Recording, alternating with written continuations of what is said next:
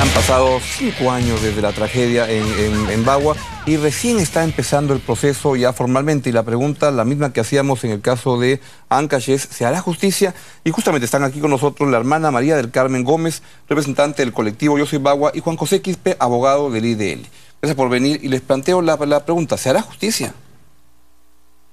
Pues es bueno ser optimistas, ¿verdad? Y entonces, en principio, quiero yo confiar en que se hará justicia. ¿De qué depende que se haga justicia? Bueno, en primer lugar, tiene una labor muy importante aquí el Poder Judicial. Sin duda. ¿No? Se ha judicializado pues el caso de casi 100 personas, ¿no? Y entonces el Poder Judicial tiene un papel importante. Pero también tiene un papel importante una sociedad como la nuestra, que es importante, que puede interesarse por la verdad de Bagua. Porque muchas veces las presiones que hay por estar mal informados o por tener prejuicios, por ejemplo, en contra de los hermanos indígenas, también puede perjudicar que se haga justicia. Sin duda. ¿Y siente usted que hay un objetivo, un deseo de la sociedad de que se haga justicia?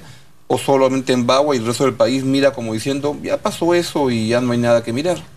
Me parece que no podemos hablar en general. Yo creo que hay un sector importante de la sociedad, las instituciones de los derechos humanos y muchas personas que ciertamente se interesan por saber qué es realmente lo que ha pasado y desean que se haga justicia. A mí me parece que hay otras gentes indiferentes. Están lejos allá estos indígenas allá en su tierra. Y luego hay muchos intereses de que no se sepa la verdad. ¿Quiénes están en ese lado? ¿Quiénes son los que están interesados en que no se haga justicia en este caso? Aquellos que son responsables de lo que ha pasado. ¿Quiénes son? Pues el gobierno de entonces. ¿El gobierno aprista? Aprista. Entonces, para mí, que además de presentarme usted como representante del colectivo Bagua, he tenido la suerte de formar parte de la comisión investigadora. He estado 7 meses investigando, he tenido esa suerte, ¿no? Y entonces sí hay una responsabilidad que se puede documentar desde la ministra Cabanillas y toda la línea de, digamos, de mando que este operativo tuvo. Y bajo esa hipótesis, ¿los responsables serían quiénes? Hay responsabilidad en la ministra Cabanillas, responsabilidad en el director general Sánchez Farfán, responsabilidad en los 2 generales encargados del operativo. Y creo que ahí pararíamos, porque yo considero que quienes han organizado ese operativo han creado la situación en que policías e indígenas se han enfrentado y ambos se han convertido en víctimas. Y hermana, ¿usted cree que hay responsabilidad también en los dirigentes amazónicos que estaban ahí en la zona o no? Bueno, porque hubo muertos de policías y de personas de la comunidad amazónica. Claro, pero en realidad los sucesos de Bagua sucedieron por un operativo que en realidad fue un operativo totalmente irresponsable. Así es. Entonces, los dirigentes no. Me atrevo a decir, a asegurar, que Santiago Manuín jamás ha querido el enfrentamiento que se dio. Y subió por el cerro con los brazos levantados diciendo, nosotros no queremos esto. Y sin embargo, él está procesado como uno de los acusado para cadena perpetua. Él sería el caso emblemático del dirigente que jamás se ha imaginado que esto iba a suceder, ¿ya? Después, ¿cómo se han sucedido el enfrentamiento de los policías y de los indígenas? En una situación totalmente incontrolable para ellos. En aquel cerro de la Curva del Diablo a las 5 de la mañana, ambos grupos se sintieron amenazados de muerte. Claro. ¿Ya? Los policías aparecieron con AKMs. ¿Quién esperaba eso? ¿Ya? Y empezaron a disparar. Y los indígenas eran muchos que subían por el cerro, entonces los policías pensaron, aquí nos tragan y vamos a empezar a defendernos con lo que tenemos, ¿no? Entonces, por eso, lo que yo afirmo y mi convicción es que el operativo y quienes lo han diseñado, de ellos es la responsabilidad. Cuando hablamos de la responsabilidad de los dirigentes, decimos que son aquellos que han diseñado, digamos, en este caso, un enfrentamiento. Por eso le decimos que hay responsabilidad. Claro. Los dirigentes no han diseñado un operativo de enfrentamiento, no han diseñado un enfrentamiento con la policía. Ellos estaban planificando la retirada. Y está documentado también en este libro que es el informe Minoría. Para enseñar. Sí, sí, ahí sí, está. sí. Entonces, de ninguna manera los dirigentes son responsables. Doctor Quispe, ¿cree que existen las condiciones para que se haga justicia? ¿En el caso de Bagua? Tenemos la confianza en que sí, porque el juicio que ha iniciado hace poco, hace 2 días, es uno de los 4 juicios que se va a ver en Bagua. Creo que hay que clarificar bien el tema y hay que señalar algo muy puntual, Augusto. Estos casos de Bagua se pudo evitar. Sin duda. ¿Por qué se pudo evitar? Porque la hermana algo ya lo adelantó.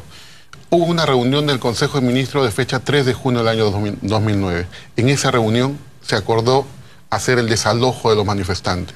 Pero lo que hay en el expediente, el documento que se encontró y que se presentó a la policía, a las autoridades de allá, es que los manifestantes dijeron, dennos unas horas para el 5 de junio retirarnos pacíficamente del lugar. Sin embargo, la policía, con orden de Lima, desatendieron ese tema y a sangre y fuego entraron y desalojaron a los manifestantes. Entonces, no estaríamos hablando de un baguazo si se cumplía esa voluntad de los indígenas protestantes de retirarse pacíficamente. Y un hecho relevante, pues por favor, inclusive ya estaban llenando de combustible los camiones para retornar a sus comunidades. Pero la policía que estaba allá tenía una orden expresa, desalojarlos a sangre y fuego. Y eso es lo que ocurrió. Y una cosa más puntual y más importante, dicen que los indígenas ocasionaron grandes daños, se enfrentaron con la policía. Sepa usted que el paro amazónico comenzó el 9 de abril.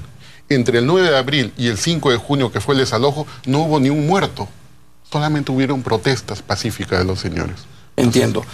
Pregunta, ¿qué pasa con los policías que fueron también asesinados en ese operativo? Justamente este es el proceso donde en la Curva del Diablo fallecieron 12 policías. Así es. Y ese es el proceso en donde a los líderes indígenas y a 2 pobladores de indígenas les han pedido cadena perpetua. ¿A Santiago Magüín es uno de ellos? Es uno de ellos. Pizango, Santiago Manil, Joen Chimpucat, Héctor Requejo Longinote, Berino Trigoso Pineo le están viendo 35 años. ¿Cómo entiende la sociedad de las comunidades amazónicas, cómo están procesando y cómo se están, cuando se enteran de estas cosas, cómo reaccionan? Bueno, hay un gran resentimiento hacia el trato que han recibido del gobierno, ¿no? Hay un gran resentimiento. Ellos sienten que por defender sus derechos, por defender su territorio, han sido, digamos, atacados con un operativo. Entonces, a veces hablamos de reconciliación, ¿no? ¿Cuáles serían los caminos de la reconciliación? Claro. ¿No? Y entonces, habría que, los caminos de la reconciliación sería que haya un acercamiento, un diálogo y además una voluntad de resolver las razones por las cuales los indígenas se han movilizado, los amazónicos se han movilizado, que es el problema de la presencia de las empresas extractivas, la cantidad de concesiones que se han dado, y esto apoyado por unos decretos legislativos que le daban esa facultad al gobierno entonces. Entonces,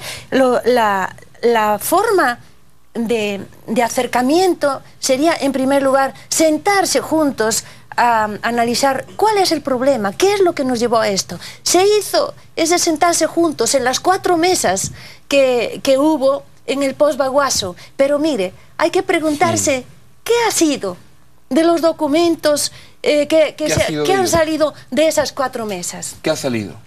Bueno, la comisión de investigación era la mesa 1 y entonces hay 2 informes, hay del oficialismo, del Estado, digamos, hay 6 informes, 4 del Congreso y 2 del Ejecutivo, ¿no? Ojalá que se pueda estudiar y ver la coherencia y de los informes que se han dado, cuáles realmente se acercan a la verdad y lo documentan y lo dicen, y cuáles defienden la postura oficialista. Esto por un lado. Pero está la ley de consulta, que era la mesa Claro. Era la mesa 3, Así la es. ley de consulta. La ley de consulta se consideró en su momento un logro, pero no se está aplicando. Está el estudio de los decretos. Bueno, se han efectivamente derogado algunos de los decretos, pero no todos. Y la cuarta era un plan de desarrollo. ¿Pero qué hay de aquel plan de desarrollo que en esa mesa se ha propuesto?